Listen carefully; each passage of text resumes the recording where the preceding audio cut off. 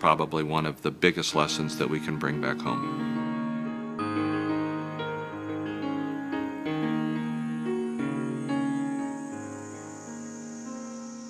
Any specific logistical concerns that we haven't touched on that are presenting challenges? It is going to pose some transportation challenges, and those challenges I think are going to be reconciled by more discussions that we're going to be having with the city and with the consultants in the ways that we're going to be able to move people around. I think that is going to be the single largest issue.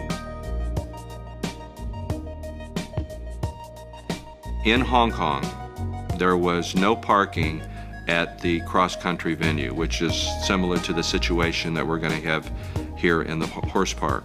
So everybody went from the hotel to a central place to get on buses to go to the Bees River Golf Club where the cross-country event was held. So reading about all of this, we're saying, okay, this will be a really good test to see how they're going to do it. But when you think about taking a cab and then waiting in a line to get on a bus, right away I'm thinking that this isn't going to work. It was flawless. These buses there were a lot of buses. Number one, you have to have plenty of transportation to make it work. But the buses left every 3.5 minutes, whether they were full or not. And so there was a continual movement of buses. You never had to wait. It was absolutely flawless in the way in which they moved people around to this venue. Great lesson for us here. I think that's going to be our single biggest challenge, is moving people from all of the hotels into the horse park. Now the hard part is really taking them out of the horse park. Everybody's going to come in at kind of different times in the morning, but when the event's done, at the end of the day, everybody's going to want to leave at the same time, and that's going to be really the daunting effort.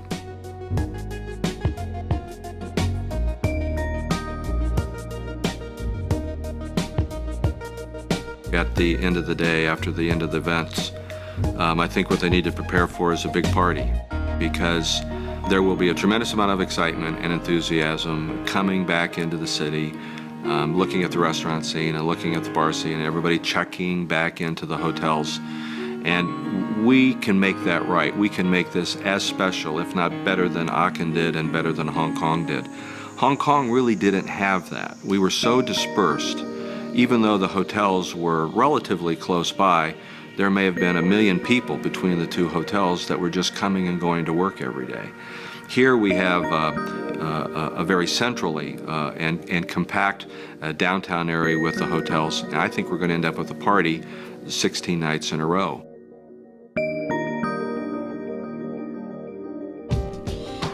The reason that it worked so well in Aachen was because the city of Aachen knew what they were responsible for and what their to-do list was, and they made sure that they absolutely did it perfectly.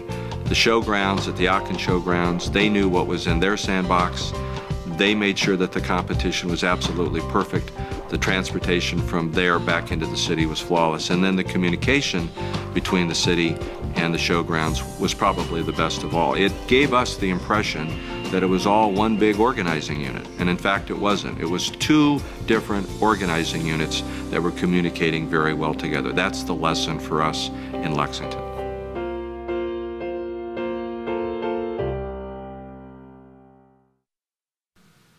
Limited ticket deposit programs will continue, with tickets going on sale to the public through Ticketmaster on September 25th, 2009, as the one-year countdown begins.